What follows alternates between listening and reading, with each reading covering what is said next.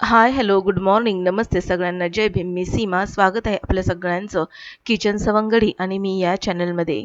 कसे आहात सगळे? आशा करते की तुम्ही मस्त, स्वस्त आणि आनंदी असाल. तर आत्ताचा महिना मार्च सुरू आहे. मार्चचा एंड सुरू आहे. म्हणजेच उन्हाळ्याला बऱ्यापैकी आता सुरुवात झालेली आहे. 8:30चं ऊन देखील भरपूर असं लागतं आणि हे ऊन आपण म्हणजे ज्यांना ऊन सहन होत नाही ना, तर ते 8:30च्या उन्हामध्ये देखील त्यांच्या अंगाची लाही होते. तर आजच्या व्हिडिओमध्ये आपण उन्हाळ्यामध्ये घराची स्वच्छता आणि स्वतःची काळजी कशी घ्यावी याबद्दल पाहणार आहोत. आजचा व्हिडिओ पूर्ण बघा. आजचा व्हिडिओ जर 1% जरी आवडला ना तर नक्कीच लाईक करा आणि हो, माझ्या चॅनेलला सबस्क्राईब करून शेअर करायला अजिबातच विसरू नका. उन्हाळ्यामधलं वातावरण हे फार कोरडं असतं आणि हवा जी येते ना बाहेरून ती फार उष्ण अशी जाणवते. त्याच्यामुळे रस्त्यावरून जर तुम्ही जात असाल कुठे मार्केटमध्ये किंवा कोणत्याही कामासाठी तर तुम्ही तुमच्या चेहऱ्याला पूर्णपणे स्कार्फने कव्हर करून चाला. आपले जे हात वगैरे आहेत तर ते देखील सनकोट जे मिळतात तर त्याने कव्हर करा. त्याच्यामुळे काय होईल ना, तुमच्या जे त्वचेची सूर्यापासून जी हानी होणार आहे ती हानी होणार नाही. दुसरी महत्त्वाची गोष्ट, उन्हाळ्यामध्ये भरपूर पाणी पिऊन, सुती कपडे वापरून आणि घर सकाळी संध्याकाळी स्वच्छ ठेवून स्वतःची काळजी आपण घेतली पाहिजे. उन्हाळ्यामध्ये एवढं कोरडं वातावरण असतं आणि हवा वगैरे भरपूर असते. घरामध्ये भरपूर धूळ वगैरे येते. त्याच्यामुळे सकाळ संध्याकाळ आपल्याला घर झाडून व्यवस्थित स्वच्छ पुसून घेतलं पाहिजे. दुपारी बाहेर जाणं शक्यतो आपण टाळलंच पाहिजे.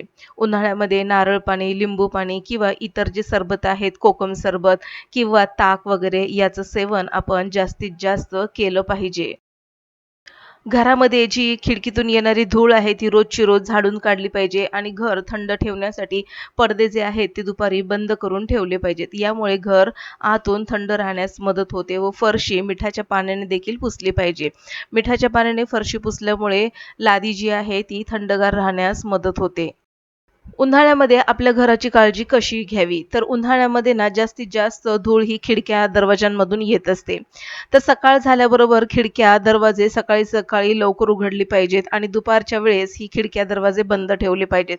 सोबतच संध्याकाळी देखील खिडक्या, दरवाजे उघडी ठेवली पाहिजेत. व्हॅक्यूम क्लीनरचा वापर करून घर स्वच्छ केलं पाहिजे. कारण उन्हाळ्यामध्ये जास्त धूळ घरामध्ये येते आणि ह्या धुळीपासून आपल्याला इन्फेक्शन किंवा लहान मुलं जर असतील तर त्यांना देखील त्याचं इन्फेक्शन होण्याची शक्यता असते. उन्हाळ्यामध्ये किचनमध्ये काम करणं अशक्य असं वाटतं कारण की उष्णता एवढी वाढलेली असते ना, तर गॅसची हीट देखील त्या हवेमध्ये मिक्स होते आणि भरपूर असा घाम वगैरे येत असतो. अशा वेळेस ना लादी थंड ठेवणं फार गरजेचं आहे.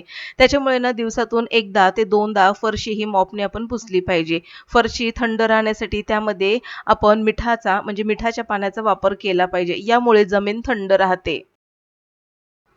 उन्हाळ्यामध्ये घर जसं आपण थंड ठेवण्याचा प्रयत्न करतो, त्याचप्रकारे उन्हाळ्यामध्ये फिक्या रंगाचे सुती पडदे, बेडशीट आपण वापरले पाहिजेत, ज्यामुळे घर अगदी प्रसन्न वाटायला लागतं. सीझन हा कोणताही असो, किचनमध्ये काम करत असताना ओला आणि सुका कचरा हा वेगळा आपण केलाच पाहिजे. उन्हाळ्यामध्ये ओला कचरा लगेच बाहेर टाकून दिला पाहिजे, नाहीतर लगेचच दुर्गंधी यायला लागते. फ्रीज आणि ओव्हन आठवड्यातून एकदा तरी आपण साफ केलं पाहिजे. अशा प्रकारे आपण स्वयंपाकघराची काळजी घेतली पाहिजे. सोबतच घरामध्ये आपल्या जे फर्निचर असतं, तर ते फर्निचर देखील रोजच्या रोज त्याच्यावरची धूळ पुसून काढली पाहिजे. असं केल्याने फर्निचर स्वच्छ तर राहतं, सोबतच घरामध्ये धूळ आपल्याला जाणवत नाहीत व धुळीपासून जी ॲलर्जी असते ती देखील आपल्याला होत नाही. आता उन्हाळ्यामध्ये स्वतःची काळजी आपण कशी घ्यावी? दिवसाला किमान 8 ते 10 ग्लास पाणी आपण पिलं पाहिजे. शरीरात पाण्याची पातळी टिकवण्यासाठी लिंबू पाणी, ताक, नारळ पाणी किंवा मग ORS अशा प्रकारच्या द्रव्य पदार्थांचं सेवन आपण केलं पाहिजे. उन्हाळ्यामध्ये डिहायड्रेशनचे प्रमाण जास्त वाढते. त्यामुळे पाण्याचे प्रमाण देखील आपण वाढवले पाहिजे. उन्हाळ्यामध्ये आपण आहारावरती जास्तीत जास्त लक्ष दिलं पाहिजे. म्हणजेच काय तर आहार हा आपला हलका आणि ताजा असावा. सोबतच भरपूर पाणी असलेला आहार घ्यावा. म्हणजेच काय तर उन्हाळ्यामध्ये टरबूज, काकडी, खरबूज असे फळं आलेली असतात बाजारामध्ये त्याचा आहारामध्ये जास्तीत जास्त समावेश करावा. तेलकट आणि मसालेदार पदार्थ आपण टाळावे. कारण की उन्हाळ्यामध्ये ॲसिडिटीचं प्रमाण देखील आपल्याला वाढलेलं जाणवतं. उन्हाळ्यामध्ये शरीराला थंडावा देण्यासाठी कपडे जे आपण वापरतो ते सुती असावेत. ऊन जास्त वाढत आहे, उष्णता जास्त वाढत आहे, त्यामुळे त्वचा आणि डोळ्यांची काळजी देखील तितकीच घेतली पाहिजे. बाहेर पडताना सनस्क्रीन लावली पाहिजे. सनग्लासेस, गॉगल्स, टोपी, छत्रीचा वापर आपण केला पाहिजे. आणि सगळ्यात महत्त्वाचं दुपारी 12 ते 3 या वेळेमध्ये थेट उन्हात जाणं आपण टाळलं पाहिजे. उन्हाळ्यामध्ये उष्माघाताचं प्रमाण वाढलेलं दिसतं. म्हणजेच काय तर उन्हातून प्रवास केल्यामुळे चक्कर येणे, गरगरणे, उलटी होणे, सोबतच नाकातून रक्त येणे हे सगळे उष्माघाताचे प्रकार आहे. श्वास घ्यायला त्रास होतो. माणूस अक्षरशः जमिनीवर बेशुद्ध अवस्थेत होऊन पडतो. अशा वेळेस उन्हामध्ये जाणं आपण टाळलंच पाहिजे. सोबतच आपल्या शरीराला थंडावा देणे, सावलीत राहणे हे खूप महत्त्वाचं आहे आणि या गोष्टी आपण केल्या पाहिजेत. उन्हात ज्यावेळेस आपण प्रवास करत असतो, त्यावेळेस आपल्याला जास्तीत जास्त तहान लागते. अशा वेळेस आपण घरातूनच आणलेल्या पाण्याचं किंवा मिनरल वॉटर याचं आपण सेवन केलं पाहिजे. जर आपण बाहेरचं पाणी किंवा उघड्यावरचं अन्न जर खाल्लं, तर अशा वेळेस आजार वाढीस लागतात. जसं की कावीळ होणं, सोबतच उलटी, टायफॉइड वगैरे यासारखे आजार वाढीस लागतात आणि हे आजार साधारणपणे अशुद्ध पाणी पिल्यानेच होतात. उन्हात बाहेर पडत असताना स्वतःची काळजी घेणं फार गरजेचं आहे. उन्हात बाहेर पडत असताना स्कार्फ सोबतच सनकोट, गॉगल आणि सोबतच पाण्याची बाटली ठेवणं फार गरजेचं आहे. तर आता ह्या ज्या काही टिप्स सांगितल्या होत्या, त्या स्वतःची काळजी आपण उन्हाळ्यामध्ये कशी घ्यावी आणि उन्हाळ्यामध्ये घर स्वच्छ कसं ठेवावं, हे आपण आजच्या व्हिडिओमध्ये पाहिलेलं आहे. तर असो. तर इथे मला ही जी मी वांगी आणलेली, ही मी वांगी मला माझ्या बिल्डिंगमध्ये ज्या ताई आहेत, तर त्यांच्या गावची म्हणजे घरची वांगी आहेत. आणि ही जी वांगी आहेत, तर ही वांगी मला वाटतं 3री-4थी तोड असावी. 3ऱ्या-4थ्या तोडीतली ही वांगी आहेत आणि ही वांगी ना लगेचच समजतात, म्हणजे खराब वांगी लगेचच समजतात. तर ह्या 5-6 वांग्यातली 2-3 वांगी खराब निघाली आणि म्हटलं की चला जी काही वांगी निघालेली आहेत, तर त्याचं आपण भरीत बनवूया. तर खूप प्रेमाने त्या ताईंनी ही वांगी दिली होती, आमच्या घरची गावची वांगी म्हणून. तर मग आज त्याचं मी ते भरीत बनवणार होते. तर वांगी छान अशी भाजत ठेवलेली आहेत.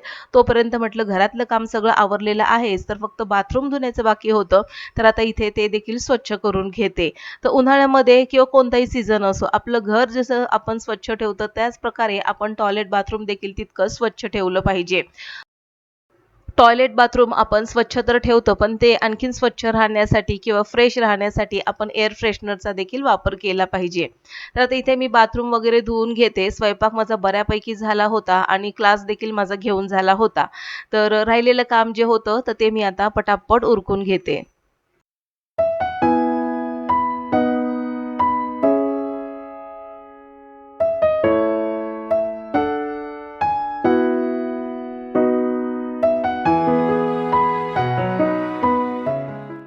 घर ज्या प्रकारे आपण स्वच्छ ठेवतो, त्या प्रकारे टॉयलेट, बाथरूम देखील आपण स्वच्छ आणि फ्रेश ठेवणं गरजेचं आहे. घरामध्ये आलेले पाहुणे हे घराची पारख करत असतात, तर ही घराची पारख आपण ठेवलेल्या स्वच्छतेवरून होत असते. सगळं काम झाल्यानंतर मनाला इतकं शांत आणि प्रसन्न वाटतं ना, की आता असं वाटतं, की सगळं काम आवरलेलं आहे. निवांत आता थोडंसं स्वतःसाठी वेळ द्यावा, थोडंसं शांत बसावं. आता इतकं सगळं काम केल्यानंतर भूक ही लागणारच होती. गरमागरम वांग्याचं भरीत मी बनवलं होतं. तर वांग्याचं भरीत शक्यतो मीच खाते. मुलांना मी बटाट्याची भाजी बनवली होती. तर आता उन्हाळा चालू आहे, त्यामुळे दही आणि ताकाचा वापर तर झालाच पाहिजे.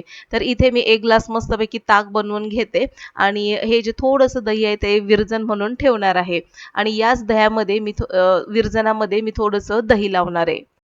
उन्हाळ्यामध्ये आपल्या घरामध्ये दही, लिंबू सोबतच कोकम सरबत असे सरबताचे प्रकार किंवा मग शरीराला थंडावा देणारे पदार्थ आपल्या घरामध्ये असले पाहिजेत.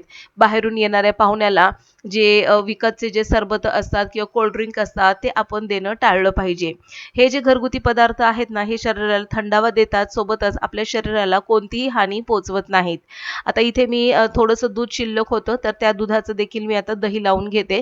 तर ही जी साय होती, तर ही साय मी काढून घेते आणि राहिलेले जे दूध आहे त्याचं सगळंच मी आता दही लावून टाकते. कारण की मग मुलांना देखील दही वगैरे खायला आवडतं. कधीतरी आपण लस्सी बनवून देतो, कधीतरी ताक बनवून देतो. तर अशा प्रकारे घरामध्ये थोडंफार दही असे ना, तर ते आपण लावलंच पाहिजे आणि ठेवलंच पाहिजे. तर आजचा व्हिडिओ तुम्हाला कसा वाटला मला कमेंटमध्ये नक्की कळवा. आजचा व्हिडिओ आवडल्यास नक्की शेअर करा, लाईक करा. भेटू पुन्हा अशाच एका नवीन इंटरेस्टिंग व्हिडिओ सहित. तोपर्यंत बाय.